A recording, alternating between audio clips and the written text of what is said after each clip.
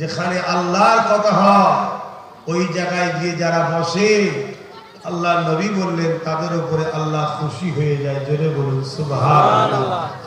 তো সংক্ষেপ সময় পুরো পৃথিবীর দিকে যদি তাকিয়ে দেখি, আজ সবার মুখে একটাই কথা, ইসলামকে মিটিয়ে দাও, কোরআনকে ব্যান করে দাও, মাদ্রাসাগুলো আতঙ্কবাদী জঙ্গি তৈরি হয় ভেঙে দাও, মসজিদগুলোকে দখল করে নাও, কবরস্থানের এত জায়গা বেকার রাখার দরকার নেই, সব নিয়ে নাও।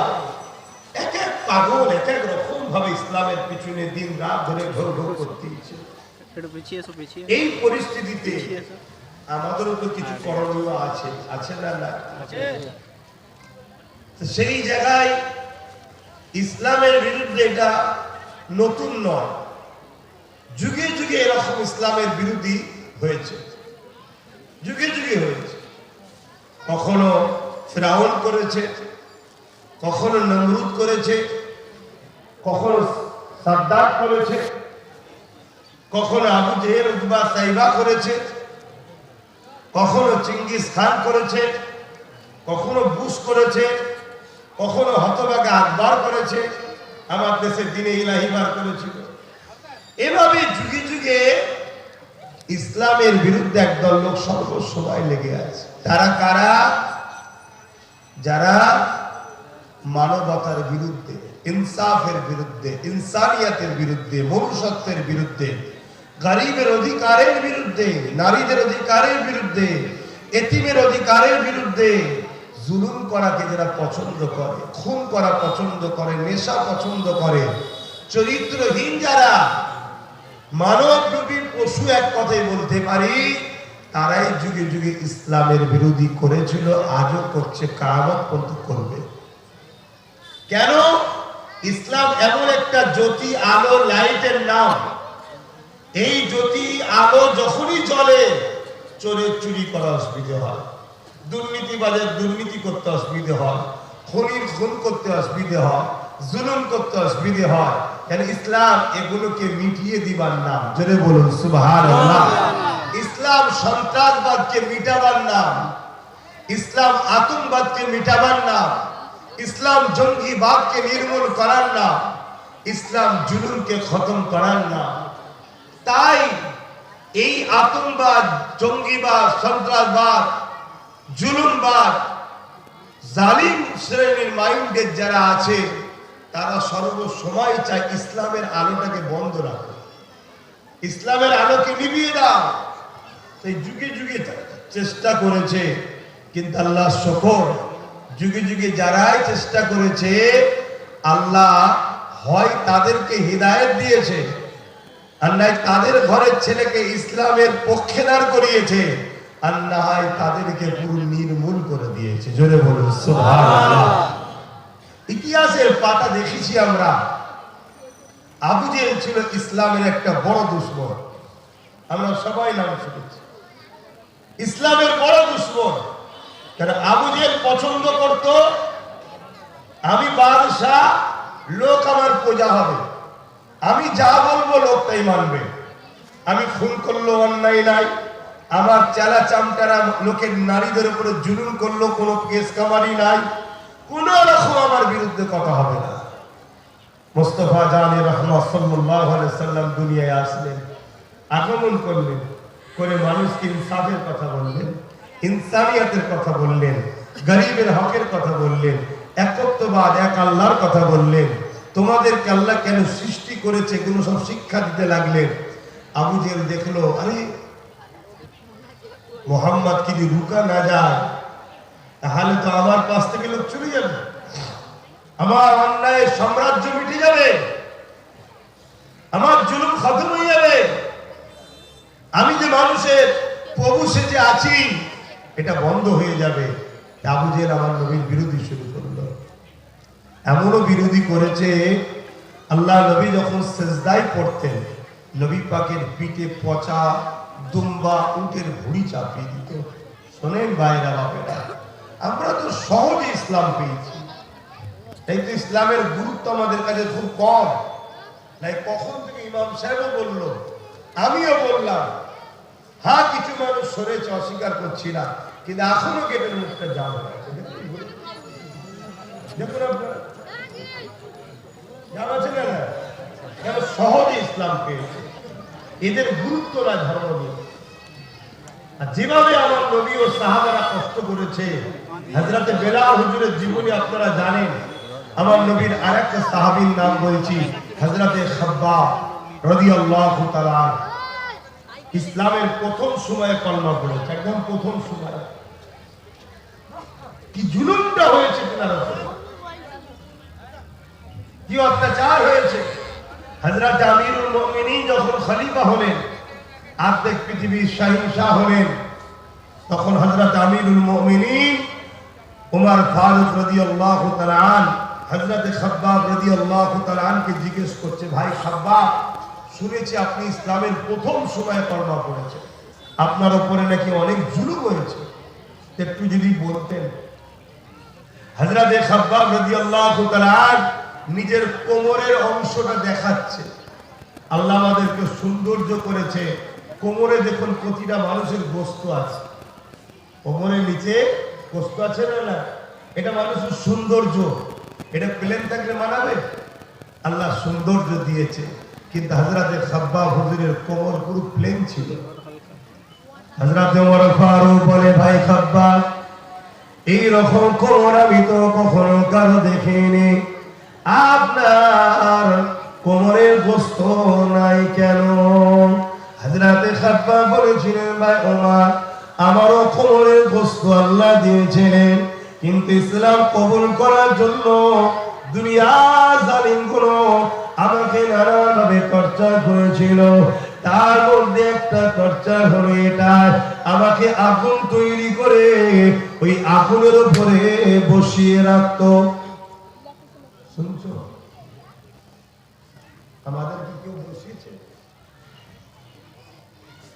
আমরাও যখন তোমাদেরকে রাগমুখ করি, ধর্মের দিকে দয়া দাও, দয়া দাও, আমাদের দয়া মায়া সরে যাওয়ার জন্য ইসলামের দুশ্মন গুলো শক্তিশালী হচ্ছে।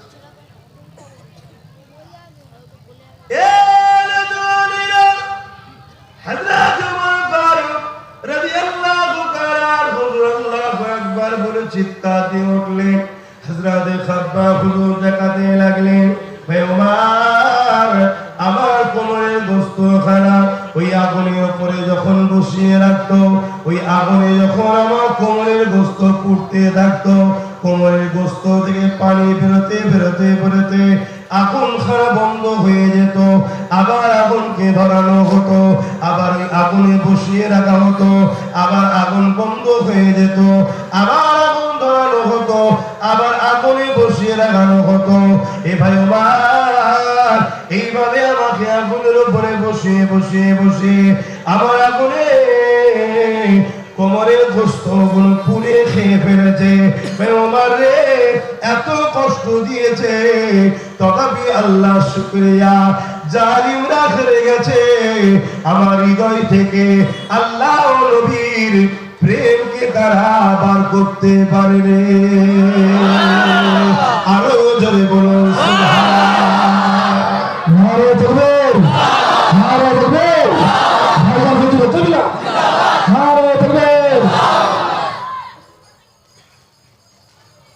কথা বুঝছেন তো নাকি?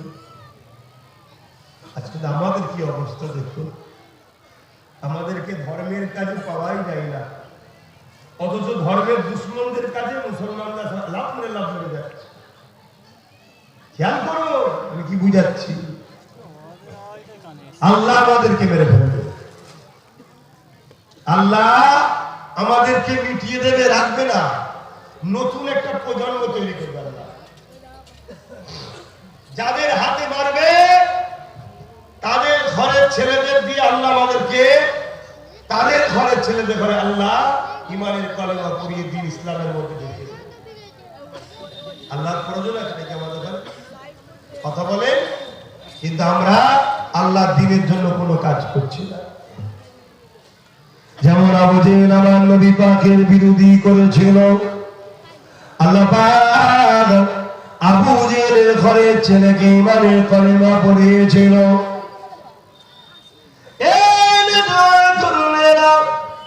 আল্লাহ নবী একদিন রাস্তা দেখে হেঁটে যেতে লেগেছে, অপর দিক দিয়ে ইকরামা আবু জেহেলের ছেলে আগিয়ে আসতে লেগেছে।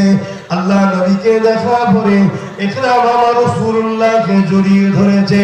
যেমন আমরা ঈদের দিনে গলায় গলায় মিলি, আমরা একে অপরের বুকে বুকে গলায় গলায় মিলি, হযরত ইকরামা করে আল্লাহ নবীকে দেখে ইকরামা এসে আমার নবী পাকের গলায় গলায় মিলতে লেগেছে।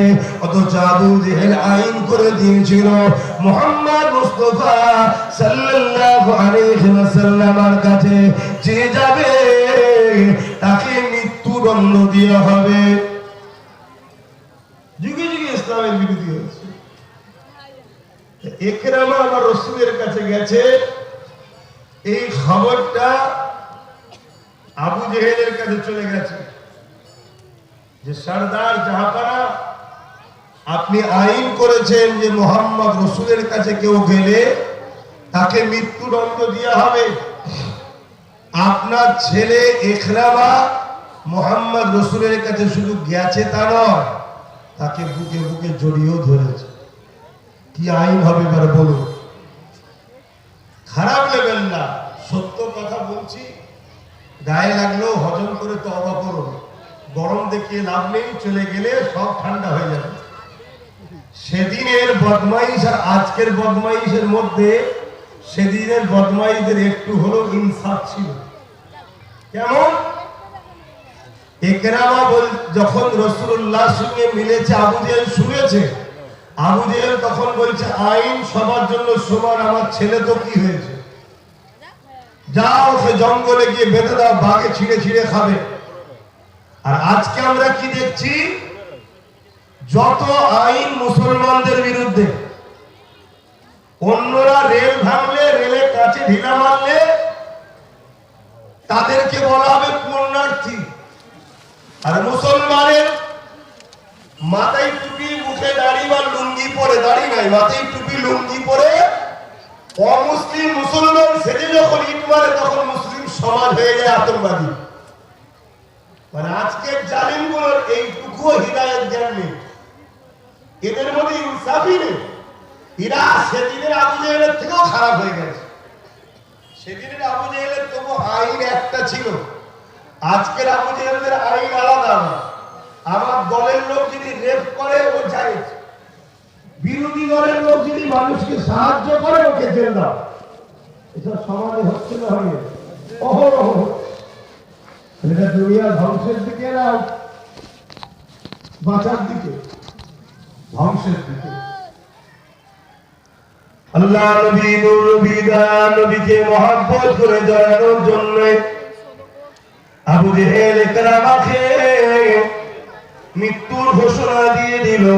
কিন্তু সিস্টেমটা হলো জঙ্গলে গিয়ে বেঁধে দাও। ইকরামাকে নিয়ে গিয়ে জঙ্গলে বেঁধে দেওয়া হলো। জঙ্গলে হাতে পায়ে রশি দিয়ে শিকল দিয়ে বেঁধে দেওয়া হলো। জঙ্গল থেকে চারিদিক থেকে পশুরা আসতে লেগেছে, কিন্তু ইকরামা দেখতে লেগেছে আমার কাছে কেউ আসছে না, সবাই এসে দূরে গোল করে ঘিরে রয়েছে। ইকরামা বলতে লাগলো, এই জঙ্গলের পশুরা তোমরা খাচ্ছ না কেন?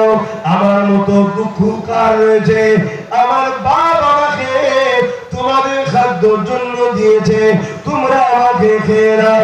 ওই সময় জঙ্গলের পশুদের ভিড় সরিয়ে একটা হিংস্র বাঘ আগিয়ে এসে বলে, ইকরামা রে, মানুষের কষ্ট তো আমাদের জন্য বড় সুস্বাদু, কিন্তু তোমাকে আমরা খেতে পারছি না, কারণ ইকরামা তোমার শরীর থেকে আখরি নবীর খুশবু বাইর হচ্ছে। আরো ধরে বলুন সুবহানাল্লাহ।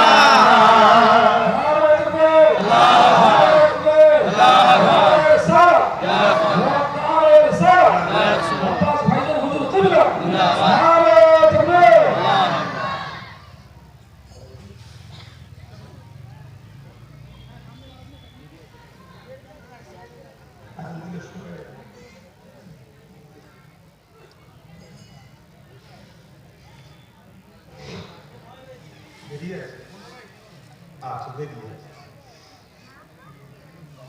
খুব ভালো করে বুঝবে, ইকরামা তখন কলেমা পড়েন, ইসলাম আনিলেন, ঈমান আনিলেন, মুসলমান হইলেন, হুজুরকে ভালো লেগেছে। আর সম্পর্কের দিক দিয়ে আবু জেহেল নবী পাকের চাচা হয়, নিজের চাচা নয়, পাড়ার চাচা বলে না, ওই রকম পাড়া সম্পর্কে চাচা হয়। তাহলে ইকরামা সম্পর্কের দিক দিয়ে পাড়া সম্পর্কে রাসূলুল্লাহর ভাই হয়। ভাই ভাইকে দেখেছে, জড়িয়ে ধরেছে, কলেমা পড়লে জঙ্গলের পশুরা খাচ্ছে না কেন? তোমার গা থেকে মুহাম্মদ রাসূলের খুশবু বাইর হচ্ছে। জোরে বলুন সুবহানাল্লাহ। আল্লাহ নবী খুশবু ছিলেন, আমার নবী পাকের শরীর থেকে খুশবু বাইর হতো। আল্লাহ নবী যখন তিনার শরীর থেকে পাসিনা বের হতো, ওই পাসিনা নবী পাকের আহলিয়ারা জমা করে করে রাখতো। কেননা কেউ কখনো কোনো বিবাহ শাদীর সময় যেত, গরীব রাতের বেদনা রাসূলুল্লাহর পাসিনাকে ব্যবহার করত। পৃথিবীর কোনো আতর ছিল না আমার নবী পাকের পাসিনা মোকাবেলা করতে পারবে।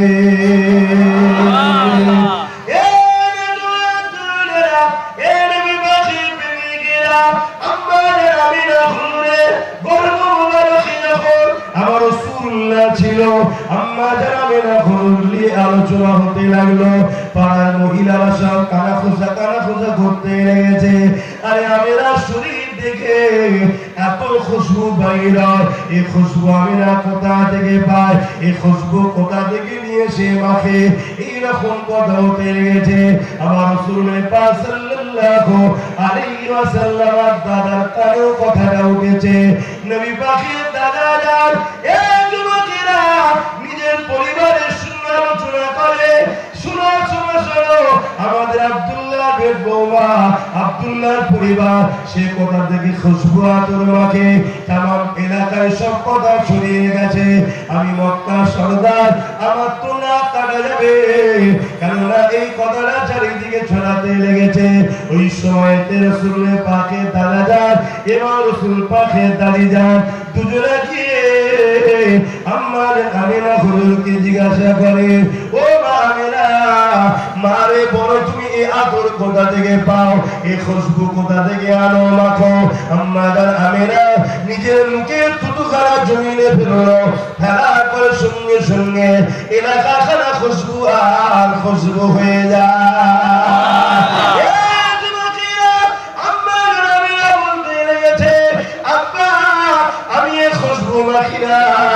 আমার পেটে যিনি রয়েছে আল্লাহ পাক তিনাকে খুশবুওয়ালা করেছে, এই খুশবু আমার নয়, আমার গর্ভে যিনি আছে মুহাম্মদ রাসূলুল্লাহ, এটা হলো তিনার খুশবু।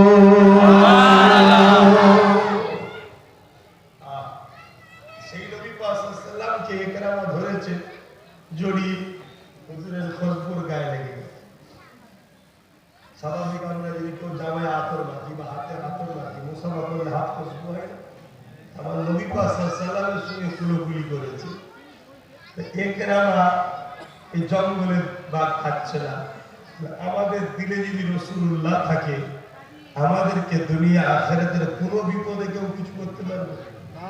কিন্তু আমাদের দিলে এখন রাসূলুল্লাহ, আমাদের দিল থেকে রসুলকে বার করার জন্য কোটি কোটি ডলার টাকা খরচ করছে ইসলামের দুশমনরা। কি করছে? মুফতি নামে, মৌলানা নামে, বক্তা নামে, আলিম নামে, ইমাম নামে, মৌলভী সাহেব নামে, ওয়াইজিনের নামে কোটি কোটি টাকা খরচ করে সমাজে ছেড়ে দিয়েছে। তারা ঘুরতে ফিরতে তাওহীদের বেলায়, আল্লাহর বেলায় বড় বড় আলোচনা মুহাম্মদ সাল্লাল্লাহু আলাইহি সাল্লামের বেলায় আমাদের ঘরে আস্তে আস্তে নবী থেকে সরাচ্ছে, আমার নবীর শানকে ছোট করে দিচ্ছে। এজন্য বলবো, আল্লাহ কোরআনে বললেন, হে ঈমানদারেরা, ইয়া আইয়ুহাল্লাযীনা আমানুত্তাকুল্লাহ, হে ঈমানদারেরা তোমরা আমি আল্লাহ আমাকে ভয় করো। কে বলছে? আল্লাহ বলছে, হে বিশ্বাসীরা তোমরা আমাকে ভয় করো, ওয়াকুনু মা'আস সাদিকিন, এবং সত্য সত্যবাদীদের অনুসরণ করো। জোরে বলুন সুবহানাল্লাহ। সত্যবাদী কারা? আল্লাহ বলছেন সিরাতাল লাযীনা আন'আমতা আলাইহিম। সত্যবাদী তারা যাদেরকে আল্লাহ পাক ইনাম দিয়েছে। ইহদিনাস সিরাতাল মুস্তাকিম, মুস্তাকিম যারা, মুস্তাকিম কারা? সিরাতাল লাযীনা আন'আমতা আলাইহিম, যাদের উপরে আল্লাহ ইনাম দিয়েছেন। শুনছো তো যুবকরা? এটা আখিরি জামানা, একটু শোনো, মন দিয়ে শোনো, মন দিয়ে শোনো। কোরআন দেখিয়ে লোক বেঈমান করে দিচ্ছে, দাড়ি টুপি নামাজ দেখিয়ে লোক বেঈমান করিয়ে দিচ্ছে। আখিরি জামানা। সিরাতাল লাযীনা আন'আমতা আলাইহিম, যাদের উপরে আল্লাহ ইনাম দিয়েছে তারা হলো মুস্তাকিম। তাদের সঙ্গে আল্লাহ বন্ধুত্ব করতে বলছে। জোরে বলুন সুবহানাল্লাহ। আল্লাহকে জিজ্ঞেস করুন, আল্লাহ আপনি ইনাম দিয়েছেন কাদের উপরে? কোরআন তার গাওয়া দিচ্ছে। কোরআন কোনো বই নয়, কোরআন হলো কালামুল্লাহ, আল্লাহর কথা। আল্লাহ তার ঘোষণা দিচ্ছে, মিনান নাবিয়্যিন ওয়াস সিদ্দিকিন ওয়াস শুহাদা ওয়াস সালিহিন। এই চার শ্রেণীর উপরে আল্লাহ ইনাম দিয়েছে। এরা হলো আল্লাহর প্রিয় বন্ধু। এদের সঙ্গে যারা থাকবে দুনিয়ায় পরকালেও তাদের সঙ্গে থাকবে। জোরে বলুন সুবহানাল্লাহ। আলেম দুই ধরনের। আলেম কয় ধরনের? দুই ধরনের। একটা হলো খায়রুল উলামা, একটা হলো শাররুল উলামা। একটা ভালো উলামা, একটা মন্দ উলামা। ভালো উলামা কারা? যাদের মধ্যে দুই ইলম আছে, আল ইলমু ইলমানে, একটা জাহিরি অপরটা বাতিনি। তারা হলো আলেমে হাক্কানি। জোরে বলুন সুবহানাল্লাহ। শুধু জাহিরি আছে, বাতিন নাই, আর শুধু বাতিন আছে, জাহিরি নাই, চলবে না। দুই ইলম যার মধ্যে আছে তাদের সোহবতে থাকতে হবে। তাদের সোহবতে না থাকতে পারলে সব বেকার। এর আখিরি জমানা। আমাদের ঈমান বাঁচানো বড় মুশকিল হয়ে গেছে। আল্লাহ নবী বললেন, হাতের তালুতে আগুন রাখার থেকেও ঈমান বাঁচানো বেশি কষ্ট হবে আখিরি জামানায়। হাতের তালুতে কেউ আগুন রাখতে পারবে? একটু হাকিনা সারা দেয়। হাতের তালুতে কেউ আগুন রাখতে পারবে? এর থেকেও কঠিন হলো ঈমান বাঁচানো। কেন? পুরো বিশ্ব জুড়ে আমাদেরকে বেঈমান বানাবার প্ল্যান চলছে। দুটো হাত আছে। আলহামদুলিল্লাহ।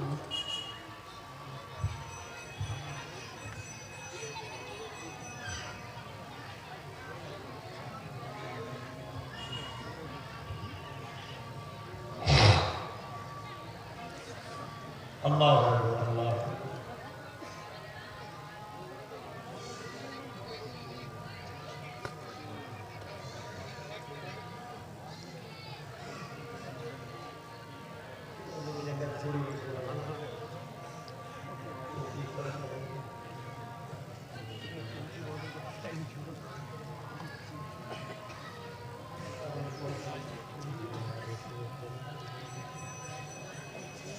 না, সরিয়া সরিয়া অনেক কষ্ট করে।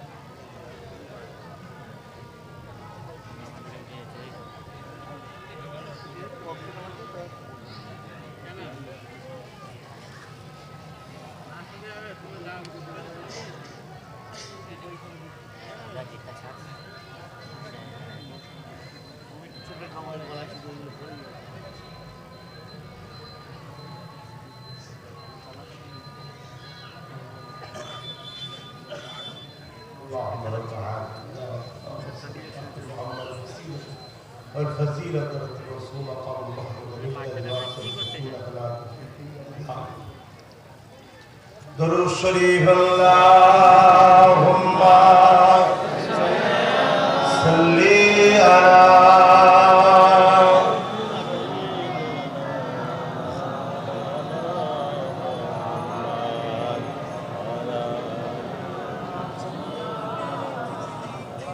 যাদের হৃদয়ে আছে আল্লাহর ভয়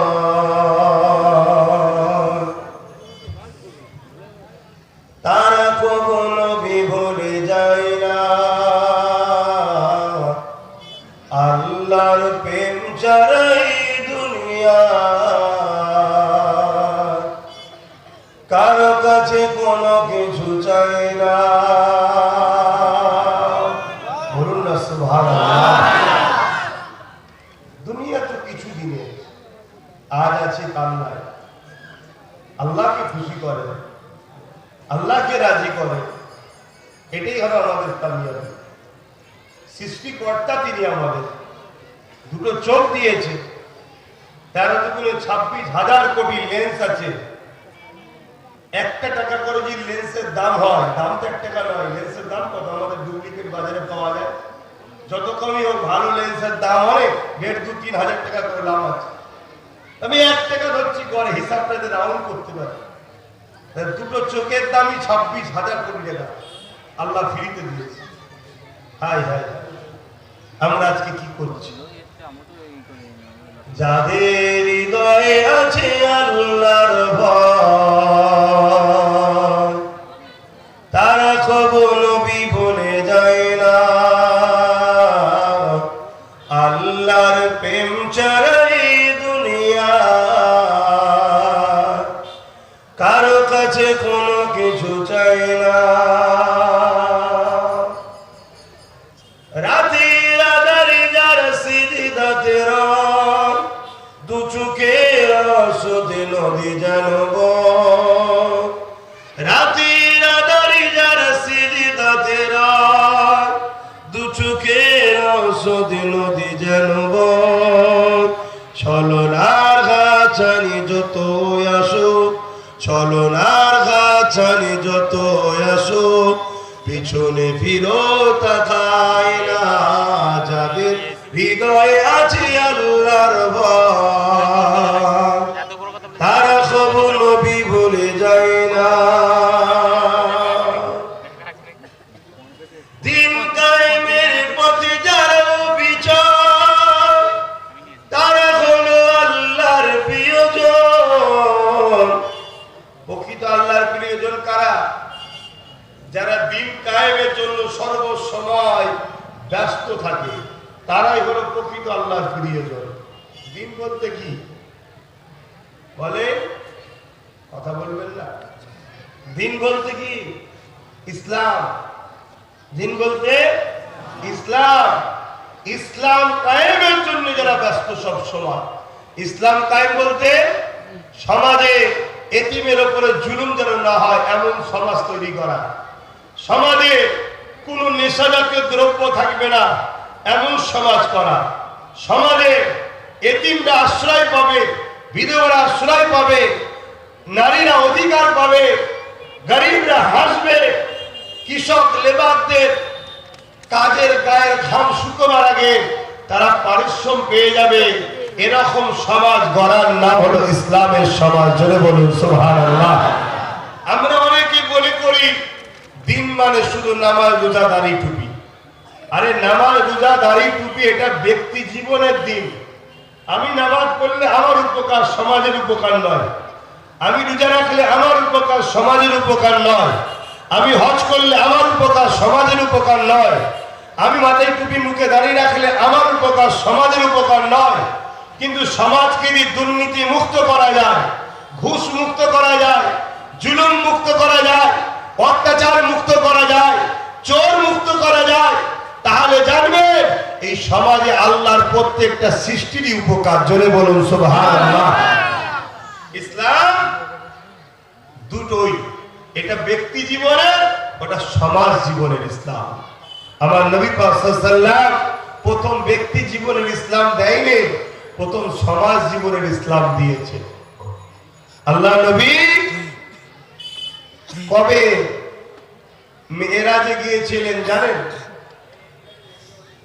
কত হিজরিতে নবী মেরাজ গিয়েছিলেন জানেন? 570 খ্রিস্টাব্দে দুনিয়া এসেছিলেন।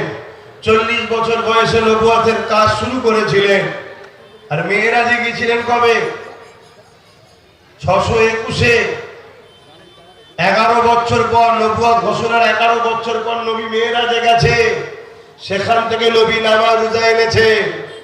তাহলে বাকি 11টা বছর নবী কি করেছিল? বাকি 11টা বছর এই জমিনের উপরে আসমানের নিচে যত জালিম শাসক ছিল, অত্যাচারী ছিল, অন্যায় ছিল, জুলুম ছিল, বদমাইশ ছিল, সন্ত্রাসী ছিল, সবগুলোর বিরুদ্ধে নবী লড়াই করে নির্মূল করে দিয়ে সমাজকে পরিষ্কার করেছে। জোরে বলুন সুবহানাল্লাহ। আজকে ইসলামের জন্য কই লোক, মুসলমান কই? মুসলমান তো এখন বেশিরভাগ জালিমের সাথেই পাওয়া যাচ্ছে। হ্যাঁ, বড় বড় হাজি জালিমদের সঙ্গে উঠা বসা করছে, বলছে আমি হাজি সাহেব। ও নামাজি, ঘুষখোর, জেনাখোর, মাতাল, বদমাইশের সঙ্গে উঠা বসা করছে, বলছে আমি নামাজি। ও মুফতি মৌলানা, ইসলামের দুশমনদের সঙ্গে স্টেজ শেয়ার করছে। কি ব্যাপার? ইসলাম কি এর নাম?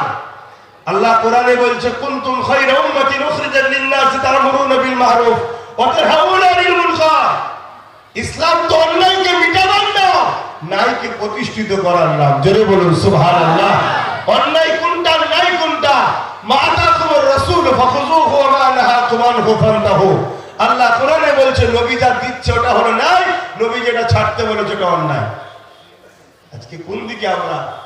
এজন্যই তো আল্লাহ আমাদের উপর থেকে রহমত তুলে নিয়েছে। তাই কখনো ট্রেনে মারছে, কখনো প্লেনে মারছে, কখনো বাসে মারছে, কখনো ঘরে ঢুকে মারছে, কখনো থানায় তুলে নিজে পিটিয়ে পিটিয়ে মেরে দিচ্ছে, কখনো আমার মসজিদে ঢুকে পিশাব ইস্তেঞ্জা করছে, কখনো ইমামের বাড়িতে আগুন ধরিয়ে দিচ্ছে। কোনো বিচার হচ্ছে? কিচ্ছু হবে না। কেন? আমরা খারাপ, আমরা প্রকৃত রসুলের দিন থেকে সরে গেছি, ডুপ্লিকেট লাইনে চলে গেছি। আল্লাহ নবী বলেন আমার উম্মতের মধ্যে 73টা দলে বিভক্ত হবে। কটা? 72 দল জাহান্নামে যাবে, একটা দল জান্নাতে যাবে। তাহলে আমরা জান্নাতি দলে আছি না 72-এ আছি? এটাই তো ভাবতে পারছি না। নবী বললেন আমার উম্মত দাবিদারদের মধ্যে ইহুদি, খ্রিস্টান, হিন্দু, নাসারার কথা নবী বলেন। নবী বলছে আমার উম্মত দাবি করবে এদের মধ্যে থেকে 73টা দল হবে। মানে 73 দলই মুল্লা থাকবে, মৌলভী সাহেব থাকবে, ইমাম থাকবে, মুফতি থাকবে, দাড়ি থাকবে, টুপি থাকবে, নামাজ থাকবে, মসজিদ থাকবে, মাদ্রাসা থাকবে, রোজা থাকবে, হজ থাকবে, যাকাত থাকবে, সব থাকবে। তারপরে 72টা দল জাহান্নামে, একটা দল জান্নাতে। কারণ কি? রসুল বললেন এ সাহাবারা তাদের সব থাকবে, আমি নবী আমার হাইয়া, আমার আদব, আমার প্রেম তাদের দিলে থাকবে না, এজন্য তারা জাহান্নামী। তারা আমাকে কষ্টদায়ক কথা বলবে, তারা আমাকে ছোট করার চেষ্টা করবে, তাদের মধ্যে সব থাকবে, এরপরও তারা জাহান্নামী। কেন? রসুল না। আজকে আমরা কোন দলে আছি আমরা জানি? আমরা তো বলি আমরা সবাই মুসলমান। রসুল বলছে মুসলমানের মধ্যে 72 দল জাহান্নামে যাবে।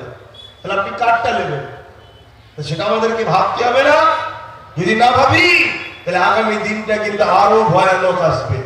আর আল্লাহর সাহায্য যদি আসে, জালিম যত শক্তিশালী হোক না কেন, ওই 313 জন যেমন জিতেছিল 1000 শক্তিশালীর মোকাবেলায় আজও আমরা কামিয়াবি হব। জোরে বলুন সুবহানাল্লাহ।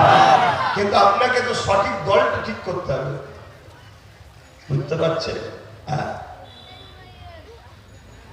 আল্লাহ নবীকে সাহাবারা জিজ্ঞাসা করলেন ইয়া রাসূলুল্লাহ, হাবিবাল্লাহ, ওই জান্নাতি দল কোনটা হবে? কি ওয়াজ করব? ওর সাথে কথা বলতে হবে। বাইচার ঘুরে পড়ে গেলে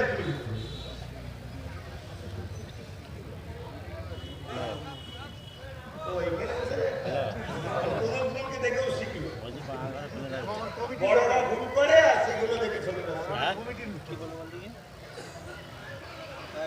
আল্লাহ নবীকে সাহাবারা জিজ্ঞাসা করলেন ইয়া রাসূলুল্লাহ, হাবিবাল্লাহ, ওই জান্নাতি দল কোনটা হবে? আল্লাহ নবী বললেন যে দলে আমি আছি, আমার সাহাবারা রয়েছে, অর্থাৎ আমার নীতি আদর্শ কথাবার্তা, সাহাবাদের নীতি আদর্শ কথাবার্তা, ওই দলটা হলো জান্নাতি দল, কোরআনের ভাষায় হিজবুল্লাহ, হাদিসের ভাষায় আহলে সুন্নাত ওয়াল জামাত। এই দলটা হলো জান্নাতি দল, যে দলেতে যুগে যুগে যুগে আর নবী আসবে না, এবারে আসবে মুজাদ্দিদুজ জামান আসবে। এই যুবকেরা, পূর্ব ভারতের মানুষ, তোমার আমার জন্য আল্লাহ পাক জামানার মুজাদ্দিদ আওলাদে রাসূল আবু বকর সিদ্দিককে পাঠিয়েছে। এই তোমার আমার উচিত হবে মুজাদ্দিদ জামানকে মজবুত করে ধরা।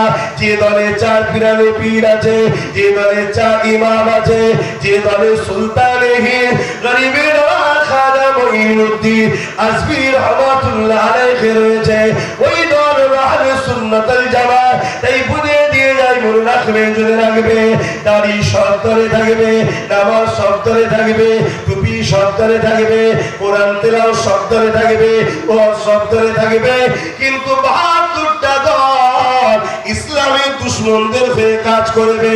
একটি দলের বিরুদ্ধে লড়াই করবে, অর্থাৎ সবার লক্ষ্য থাকবে মুসলমানদের মধ্যে থেকে ঈমানকে বার করে না। কারণ এদের মধ্যে যদি ঈমান থাকে, পৃথিবীর কোন শক্তিরা এদেরকে মিটাতে পারে। যেমন যে দেশে পারমাণবিক শক্তি আছে, দুনিয়ার সব দেশ সেই দেশকে ভয় করে। কি করে না? করে না। কেন করে? ওর কাছে পারমাণবিক অস্ত্র রয়েছে। তার মানে কি, পারমাণবিক অস্ত্র একটা বিরাট ক্ষমতাশালী জিনিস। ঠিক তেমনই যাদের কাছে পারমাণবিক শক্তি আছে, ওরা আবার ঈমানদারদের ঘরে ভয় করে। জোরে বলুন সুবহানাল্লাহ। কেন? ওরা বলছে পারমাণবিক শক্তির থেকেও পাওয়ারফুল হলো সিনার পাওয়ার, ঈমানের পাওয়ার। জোরে বলুন সুবহানাল্লাহ। তাই পারমাণবিক শক্তিওয়ালা গুলো কোটি কোটি টাকা খরচ করে আমাদের ঈমানকে চুরি করার জন্য লোক ফিট করেছে। এই 72টা দল ঘুরে বেড়াচ্ছে, যাদের নামাজ আছে, দাড়ি আছে, টুপি আছে, কোরআন আছে, হাদিস আছে, শুধু দিল থেকে রাসূলকে বার করতে হবে। এই কাজ দেখছেন, কত ডালপালা ফলমূল সব রয়েছে, এগুলো হলো নামাজ, রোজা, হজ, যাকাত, দান, খায়রাত, আমল। যদি কালকে কেউ এই গাছের ডালগুলো কেটে দেয়, দেরি হলেও কিন্তু আবার গাছের ডাল গজাবে না? গজাবে না? কথা বলুন। কেন গজাবে? ওর মূল এখনো ঠিক আছে, কিন্তু কেউ ডালপালা সব রেখেছে, মূলটাকে মেরে দিয়েছে, ও কি হবে? একেবারে জনমের মতোই গাছ শেষ। মূলটা হলো আমাদের ঈমান, এখানে আছে, আর ডালপালা গুলো হলো নামাজ, রোজা, হজ, যাকাত, দান, খায়রাত। কথা বলছে, বড় প্ল্যান চলছে, বড় প্ল্যান চলছে, খুব সাবধান হও। কারণ আমি দুজন ব্যক্তির নাম বলছি, মন দিয়ে শোনেন। একজন ব্যক্তির নাম আবু বকর সিদ্দিক, আর একজন ব্যক্তির নাম আব্দুল্লাহ ইবনে উবাই। আবু বকর সিদ্দিক নবীর হাতে হাত দিয়েছে, আব্দুল্লাহ ইবনে উবাই নবীর হাতে হাত দিয়েছে। আবু বকর সিদ্দিক রোজা রাখতো, আব্দুল্লাহ ইবনে উবাই রোজা রাখতো। আবু বকর সিদ্দিক হজ করেছে নবীর সাথে, আব্দুল্লাহ ইবনে উবাই হজ করেছে নবীর সাথে। আবু বকর সিদ্দিক জিহাদের ময়দানে গেছে নবীর সাথে, আব্দুল্লাহ ইবনে উবাই গেছে জিহাদের ময়দানে নবীর সাথে। আবু বকর সিদ্দিক দান করেছে ইসলামের জন্য, আব্দুল্লাহ ইবনে উবাই দান করেছে ইসলামের জন্য। এই যুবকেরা, আল্লাহ নবী কোরআন শিক্ষা দিত, আবু বকর সিদ্দিক বসে বসে ইলম অর্জন করত, আব্দুল্লাহ ইবনে উবাই ওই মজলিসে বসে নবীর মুখে ইলম অর্জন করত। কিন্তু মনে রাখবে, আবু বকর সিদ্দিকের দাড়ি, টুপি, জুব্বা, পাগড়ি ছিল, আব্দুল্লাহ ইবনে উবাইয়ের দাড়ি, টুপি, জুব্বা, পাগড়ি ছিল, কিন্তু কোরআন ঘোষিত জাহান্নামী হয়ে গেল আব্দুল্লাহ ইবনে উবাই, আর আবু বকর সিদ্দিক দুনিয়া থেকে জান্নাতে সার্টিফিকেট পেয়ে গেল। এই যুবকেরা, কারণটা কি? দুজনেই নবীর হাতে হাত দিয়েছে, দুজনেই নবীর মজলিসে বসে কোরআন শেখে, দুজনেই নবীর পিছনে ইক্তেদা করে নামাজ পড়ে, দুজনেই নবীর সঙ্গে হজ করেছে, দুজনেই আমল করে জিহাদে গেছে, দুজনেই দান খায়রাত করেছে, দুজনেরই দাড়ি, টুপি, পাগড়ি, জুব্বা রয়েছে। একজন জাহান্নামী আর একজন জান্নাতি। কারণ কি? আবু বকর সিদ্দিক বলে দিলে, এ দুনিয়ার মানুষেরা, ওর যা আছে আমার ওটাই আছে, কিন্তু আমার যা আছে ওর তা নাই। ওর নামাজ আছে, আছে আমারও আছে, ওর রোজা আছে আমারও আছে, ওর হজ আছে আমারও আছে, ওর দাড়ি টুপি জুব্বা পাগড়ি আছে আমারও আছে, ও নবীর সাথে জিহাদে গেছে আমিও গেছি, ও দিন শিখেছে আমিও শিখেছি, কিন্তু ওর যেটা রয়েছে আমারও সেটা রয়েছে, কিন্তু আমার দিলেতে মুহাম্মদ রাসূলুল্লাহর আদব প্রেম রয়েছে যেটা ওর না, এই জন্য জাহান্নামী।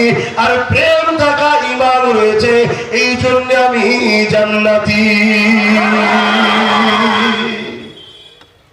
ও ভালো কথা। আপনাদের সামনে বড় মেন রোড কি আছে? নাগলপাড়া, অনেক মুখী রাস্তা। একটা লোক ট্রাফিকের ড্রেস পরে দিন রাত ডিউটি করছে, কিন্তু কোনো জায়গায় চাকরি পায় না। 2-4 মাস ডিউটি করেছে, ভাই মাইনে পাবে? কেন পাবে না? এত কষ্ট করলো তো। একটা লোক তাহাজ্জুদ করছে, 5 ওয়াক্ত নামাজ পড়ছে, মসজিদ বানাচ্ছে, হজ করছে, সব করছে, চাকরি পায় না, অর্থাৎ ঈমান আনে না। কি হবে? কথা বলে। ঈমান মুহাম্মদ রাসূলের সঙ্গে সম্পর্ক, আমল কাবার সঙ্গে সম্পর্ক। মক্কাকে আল্লাহ এলে আমলের মারকাজ বানিয়েছে, মদিনাকে আর শরীফকে আল্লাহ ঈমানের মারকাজ বানিয়েছে। জোরে বলুন সুবহানাল্লাহ। অর্থাৎ চাকরি পাও, প্রথমে দিলে মুহাম্মদ রাসূলকে রাসূল জেনে জানের থেকে বেশি ভালোবেসে আদমের সাথে মেনে নাও, নিবার পরে তুমি আল্লাহকে সেজদা দাও, নামাজ পড়ো, রোজা রাখো, হজ করো, যাকাত দাও, দান খায়রাত করো। যত বেশি করবে জান্নাতে তত তোমার মাকাম বাড়বে। জোরে বলুন সুবহানাল্লাহ, আরো জোরে বলুন সুবহানাল্লাহ। দুনিয়ায় আমরা হজে যেতে গেলে কত টাকা কত কি ওঠব এয়ারপোর্টে দেখে না, দেখে ভিসা। কি দেখে? ভিসা। আখিরাতে আপনি জান্নাতের দেশে যাবেন দুনিয়ার দেশ থেকে, এখানে ভিসা লাগবে না। এখানে মুহাম্মদ রাসূল থাকতে হবে, তবে কবরে চেক হবে। শুনছেন? ওইখানে চেক হবে, মান রাব্বুকা, তোমার রবকে। এক কথায় উত্তর রব্বি আল্লাহ। উত্তর ঠিক না ভুল? আল্লাহ বলবে যা চলে যা। কেন? আল্লাহকে তো ছেড়ে ছাড় নেই কেন? আল্লাহ নিজেই বলছেন না, আমাকে চিনলেও ছাড় নেই, দাঁড়া, কার থেকে চিনিছিস দেখতে হবে তো। শুনছেন তো নাকি? হ্যাঁ। তারপরে জিজ্ঞেস করছে মা দিনও কা, আরে তেরে দিন কে আয় রে? বলছে দিন ইসলাম। ঠিক বলছে না ভুল বলছে? ছাড় হয়ে যাবে তো। আর ইসলাম চেনে, আল্লাহ চেনে, এখনো ছাড় না। বলছে না, ইসলামটা কার থেকে পেয়েছে জিজ্ঞেস কর। ইমাম বুখারী মুসলিম বলেছে কবরে একটা প্রশ্ন হবে, আমার রাসূলুল্লাহকে হাজির করিয়ে জিজ্ঞেস করা হবে, ইনি হলেন মুহাম্মদ সাল্লাল্লাহু আলাইহি ওয়াসাল্লাম, ইনার সম্বন্ধে দুনিয়াতে তোর রায় কি ছিল বল। এখন নয়, দুনিয়াতে। আজকাল অনেকে রায় দিচ্ছে নবী নাকি অক্ষর জ্ঞান নেই, নবী নাকি আমাদের মতো মানুষ, নবী নাকি মরে গেছে, নবী নাকি শাফাত করতে পারবে না। ওইখানে কি হবে বুঝতে পারছেন তাদের? আর ওইখানে যে বলতে পারবে যে ইনি তো মুহাম্মদ রাসূলুল্লাহ, ইনাকে রাসূল হিসাবে জানাটা হলো ঈমান। লা ইলাহা ইল্লাল্লাহ মুহাম্মদ রাসূলুল্লাহ সাল্লাল্লাহু আলাইহি ওয়াসাল্লাম, ইনাকে আমরা জানের থেকে বেশি ভালোবাসতাম, আদব করতাম, পিয়ার করতাম। ইনি তো আমাদেরকে আল্লাহর রাস্তা দেখিয়েছেন। জোরে বলুন সুবহানাল্লাহ। আল্লাহ আমাদের বিচখানে ইনি ছিলেন। জোরে বলুন সুবহানাল্লাহ। ইনি নূরের জগৎ থেকে এনেছে, বাসারিয়াতের জগতে দিয়েছে, বাসারিয়াতের জগৎ থেকে নিয়েছে, নুরানি জগতে দিয়েছে, পৌঁছেছে খবর, মেসেজ। শুনছেন তো নাকি? তাই আমার নবীকে আল্লাহ দুটোই দিয়েছে, নবী বাসারও বটে, নূরও বটে। জোরে বলুন সুবহানাল্লাহ। মানে নূরের জগতে যাবে, বাসারাতের জগতে আসবে। তাই নূর ওয়ালা বাসার, নূর ওয়ালা মানুষ। জোরে বলুন সুবহানাল্লাহ। তাই তো আমার নবী পাক সাল্লাল্লাহু আলাইহি ওয়াসাল্লাম তিনার সিনা চাক যখন হয়েছে, পুরো বুককে জিবরিল ফেড়ে দিয়েছে, এক ফোঁটাও রাসূলুল্লাহর রক্ত পড়েনি, কারণ নূর, তাই রক্ত বাহির হয়নি। জোরে বলুন সুবহানাল্লাহ। আবার উহুদের ময়দানে পাথর যখন মুশরিকরা নিক্ষেপ করেছে, রাসূলুল্লাহর দমদম মুবারক শহীদ হয়েছে, রক্ত বাহির হয়েছে, তার মানে উনি বাসারও বটে। জোরে বলুন সুবহানাল্লাহ। তাহলে নবী কেমন বুঝতে পারছেন? হ্যাঁ, আমার নবীকে চেনে, নবী চিনতে হবে, নবী না চিনলে সব পুরো ফেল। নবীকে চিনা হলো আমাদের মূল কাজ। এই চিনার পরে মানে ঈমান হলো, ঈমানের পরে এবার তোমাকে প্রথম কাজ হলো সব থেকে বড় আফজাল ইবাদত নামাজ। ওটা ব্যক্তি জীবনে। আর সমাজ জীবনে সব থেকে ভালো কাজ কি, বড় কাজ বলছে না, সমাজ সেবা। আরে ঈমান আনার পর সব থেকে বড় ইবাদত, আফজাল ইবাদত ইবাদতুস সালাত, নামাজ। ঈমানদারের জন্য, বেঈমানের জন্য না, ঈমানদারের জন্য সব থেকে বড় ইবাদত কি, নামাজ। নামাজ। আর ঠিক এটা হলো ব্যক্তি জীবনের ইবাদত। ব্যক্তি জীবন বুঝতে পারছেন তো? নামাজ আমি বললে আমার কথা, সমাজের উপর আমার লাগে। এই তোমরা এই নামাজ কাজা করো, সব আল্লাহ ছেড়ে যাবে। আমি করেছি, আল্লাহ আমাকে দয়া করে দিতে পারে, যদি কবুল করেন, আমার জানা নাই। কথা বুঝে আসছে? কিন্তু সমাজগত, সমাজ জীবনে ইসলামের সব থেকে ভালো কাজ কোনটা বলতে পারছেন? নামাজটাই শুধু চিনে গেছি, আর বাকি কিছু জানি না। এর নাম ইসলাম নয়। ইসলামকে তো খোঁড়া করে মেরেছে। সমাজ জীবনের সব থেকে ভালো কাজ হলো ঈমানদারের জন্য ক্ষুধার্ত মানুষকে খানা খাওয়ানো। জোরে বলুন সুবহানাল্লাহ। আপনি যদি ঈমান আনার পর ক্ষুধার্ত মানুষকে খানা খাওয়ান, এটা ইসলামের সব থেকে ভালো কাজ সমাজ জীবনে। এর জন্য আল্লাহ আপনাকে জান্নাতের খানা খাওয়াবে। জোরে বলুন সুবহানাল্লাহ। আর বেঈমান যদি পুরো দুনিয়ার লোককেও খানা খাওয়ায়, জান্নাতের খানা পাবে? কথা বলছে না তো? অন্ধকার হয়ে গেলে ভাবে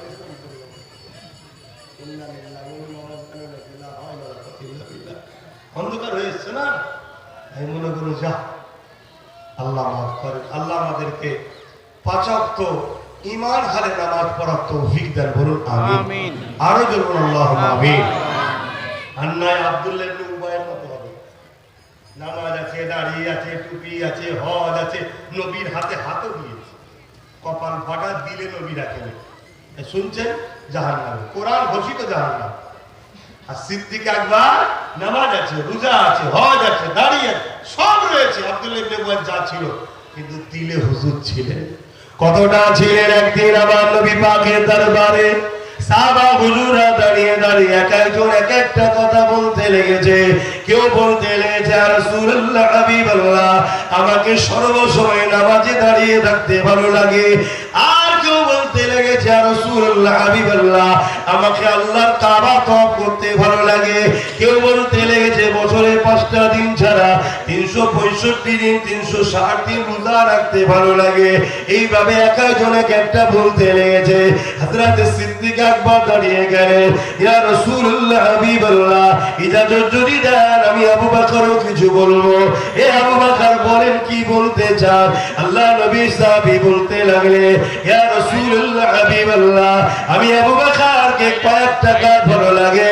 তার মধ্যে প্রথম নম্বর হলো আমার ভালো লাগে আপনার দরবারে এসে আপনার নূরের মুখের দিকে তাকিয়ে থাকা।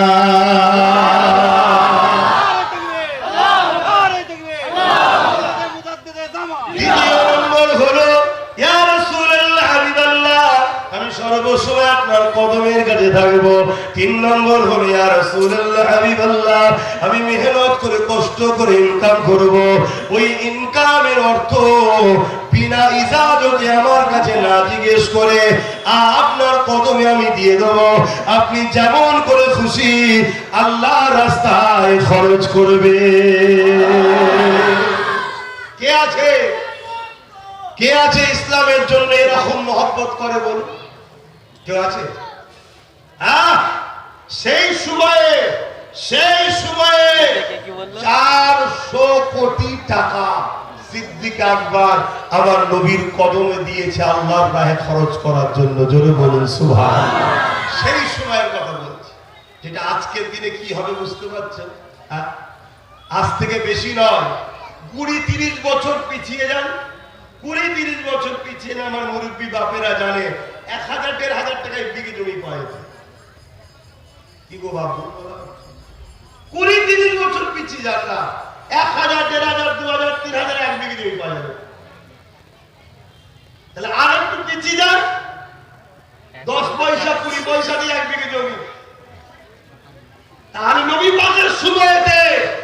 500 কোটি টাকা দিয়েছে ইসলামের জন্য, তাহলে আজকে কি হবে সেটা?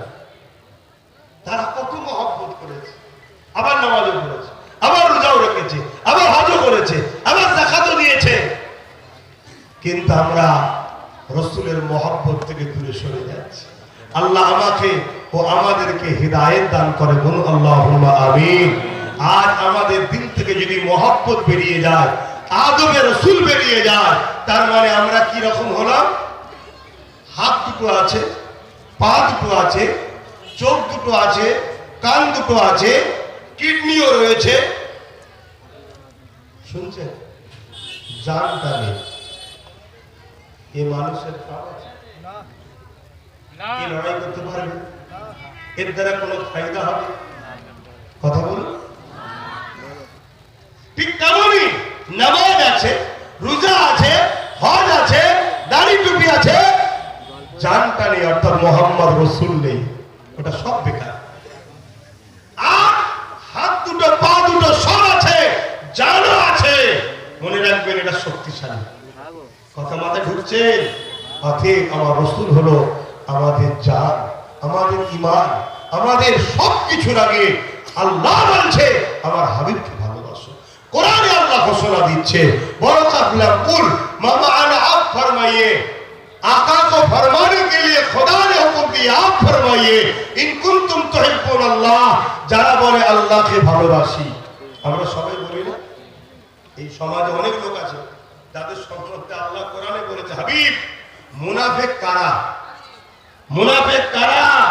মুনাফিক হলো তারা যারা আমি আল্লাহ, আমার দিকে ছুটে ছুটে আসে আর আপনার রিসালাতের বেলায় তারা পিছিয়ে যায়। এরা হলো সব থেকে বড় মুনাফিক। আল্লাহ কোরআনে জানাচ্ছে, শুনছেন না? এরাই সব ইসলামের দুশ্মন রাষ্ট্রগুলোর সঙ্গে হাত মিলিয়েছে পুরো দেশ জুড়ে, পুরো পৃথিবী জুড়ে।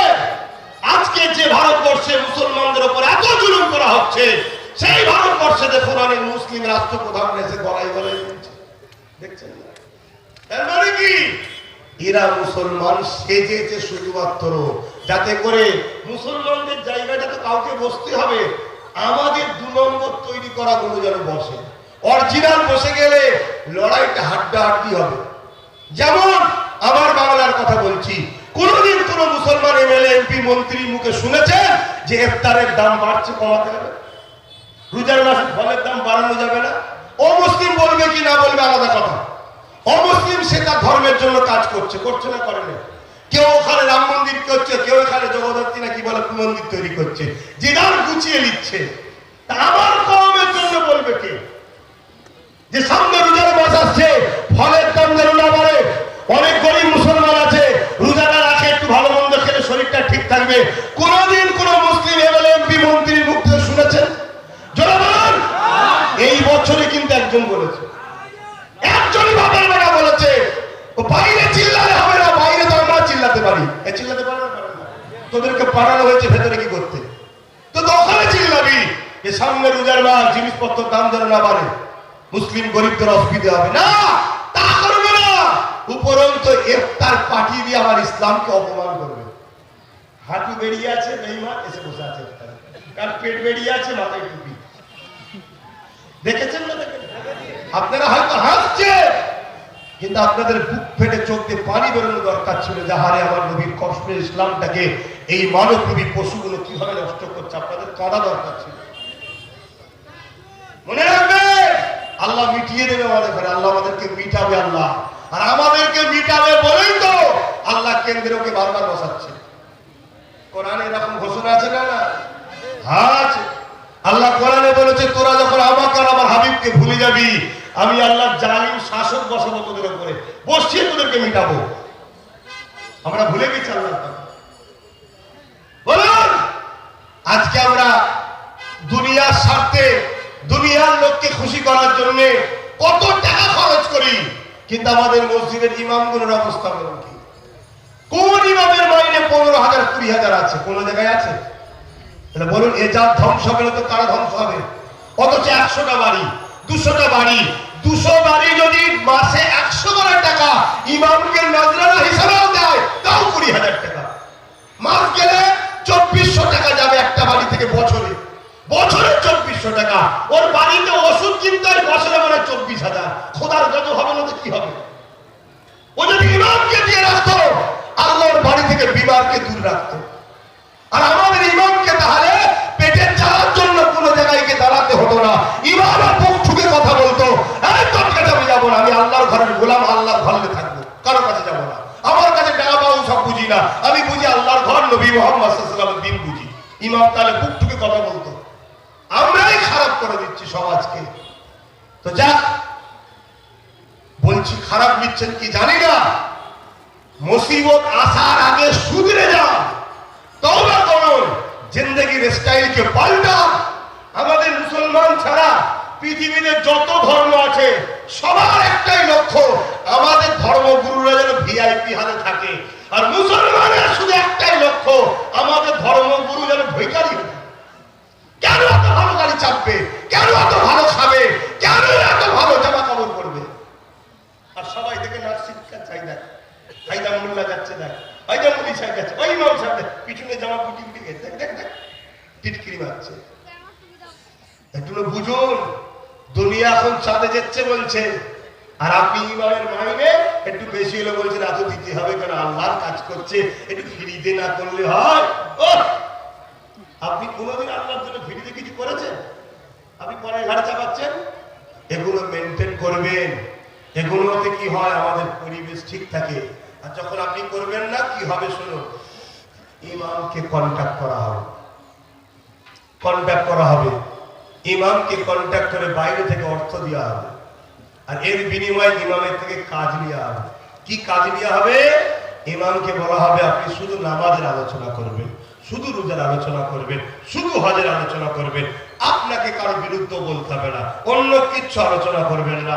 ইমাম ওই আলোচনাতেই ব্যস্ত থাকবে। জীবনে মসজিদে দাঁড়িয়ে খুতবাতে মেরাজুন নবী বলতে পারবে না, নূরুন নবী বলতে পারবে না, হায়াতুন নবীর আলোচনা হবে না, শাফাআতুন নবীর আলোচনা হবে না। শুনছেন না শোনেন না? মিলাদুন নবীর আলোচনা মসজিদে কোনোদিন হবে না। কেন হবে না? তাকে তো বলা আছে 5টা বিষয়ের উপরে শুধু আলোচনা করে না। আর এই 5টা বিষয়ের আলোচনা 20 বছর 30 বছর ধরে হচ্ছে। আস্তে আস্তে এই যুব সমাজ মোহাম্মদ রসুলকে ভুলে যাচ্ছে। মোহাম্মদ রসুল যে কত সম্মানিত, যে কোথায় গেছে, আল্লাহ তেনাকে লাভ আকারে নিয়ে গেছে। 70,000 পর্দা তুলে দিয়ে কপালের চামড়া চোখ দিয়ে আল্লাহকে দেখিয়েছে। জোরে বলুন সুবহানাল্লাহ। মোহাম্মদ রসুল কে? যিনি উঙ্গলি ইশারা করেছে, 4টা টুকরো হয়েছে। আমার যুব সমাজ শুনতে পাচ্ছে না, আমার যুব সমাজের হৃদয়ে মোহাম্মদ রসুলের লিডারশিপ নাই।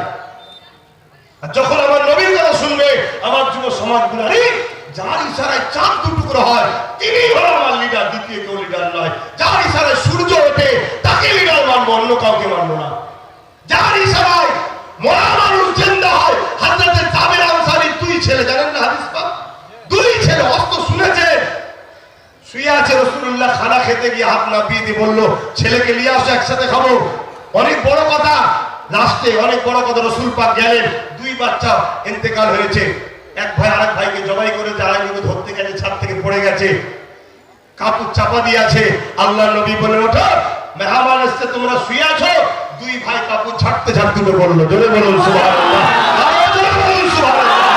এই যুব সমাজের হৃদয়ে তখন মোহাম্মদ রসুলের প্রেম জন্মাবে। আরে তাকে লিডার বলে মানবো, যার কথায় মরা মানুষ জিন্দা হয়, তিনি যদি আমার লিডার হয়, কিয়ামতের দিন তার কথাতে আল্লাহ আমাদেরকে জান্নাতটাও দিয়ে দেবে। জোরে বলুন সুবহানাল্লাহ।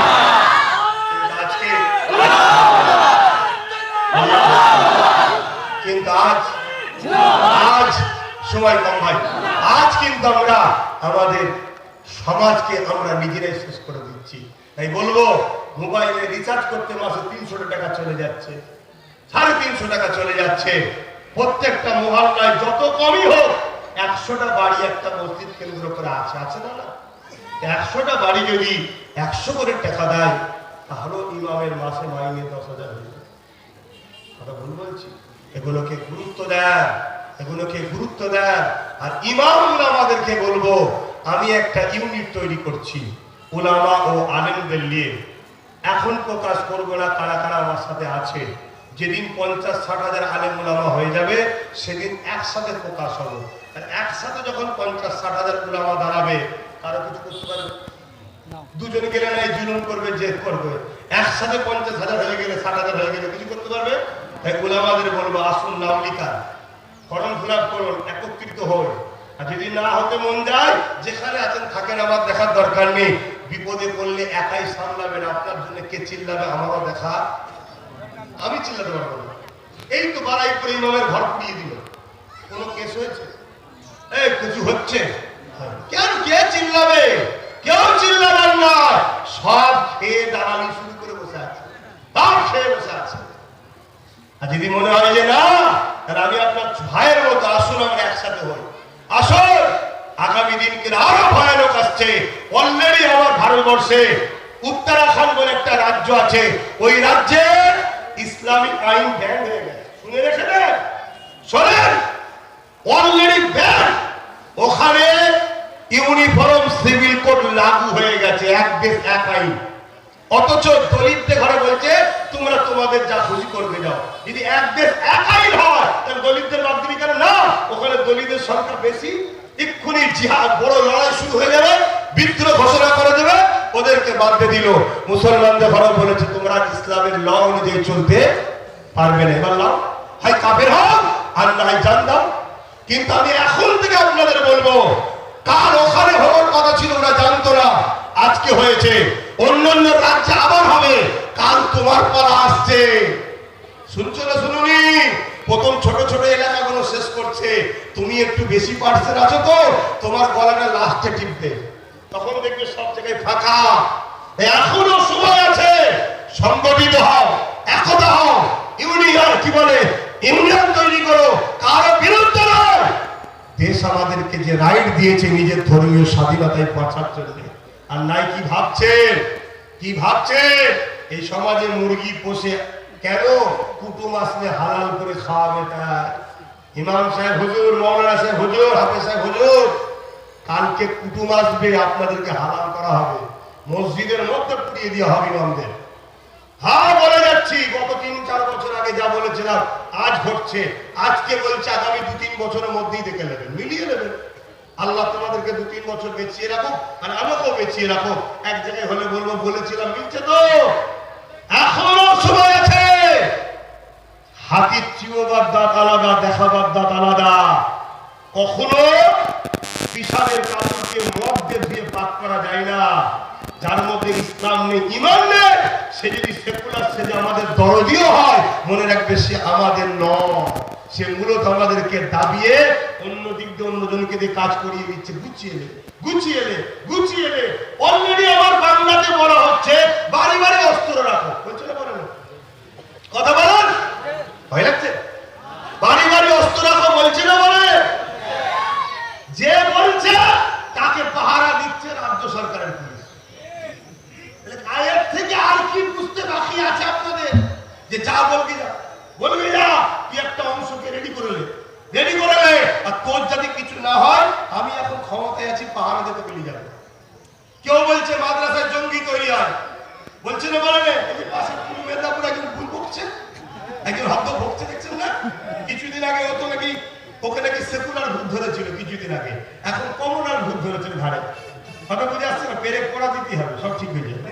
তো যাই হোক, ও যখন যাচ্ছে, ওর আগে গাড়ি পিছনে গাড়ি, পুলিশ পাহারা দিচ্ছে না? ও গিয়ে মাইক ধরে কি বলছে? জিহাদি জিহাদি জিহাদি, মোল্লা মোল্লা মোল্লা, জহর বার করছে না? কারণ পাহারা দিচ্ছে কি? ওর বিরুদ্ধে তো ব্যবস্থা করা দরকার। না, ব্যবস্থা করবে না কেন? ভাই বোন ভাই মিলেমিশে কাজ করছে, আর আমরা বুকার মতো মুসলমানকে মারছি, মাথায় মাছ মারছি। জানবে না, আমার কাফের নেতার বিরুদ্ধে মনে মুসলমানকে মাছ মারছে, এরা মুসলমান। হ্যাঁ, আখেরি জামানা, খুব সাবধান হও। আর কথা নয়, আপনারা মাগরিব আমাদের পিয়ারডাঙ্গা দরবার থেকে আমাদের এসেছেন পীরের আওলাদরা, তেনারা জিকিরের মাহফিল, সারা রাত মাহফিল হবে। আমি প্রথম একটু এসেছিলাম, একটু বললাম, কেউ কথা ব্যস্ত পেলেন? কেউ কষ্ট পেলেন? 21, 22, 23 ফাল্গুন ইসালে সাহাবে সবাইকে দাওয়াত দিচ্ছি। নলেজ সিটিতে, আমি একটা নলেজ সিটি করছি জানেন নিশ্চয়ই, ইফতারের দাওয়াত। কেন দরবারও হবে কিন্তু তো জায়গা ছোট, এখানে বিশাল মাঠ, এখানে ইফতারের দাওয়াত দিচ্ছি, আপনারা সকলে যাবেন।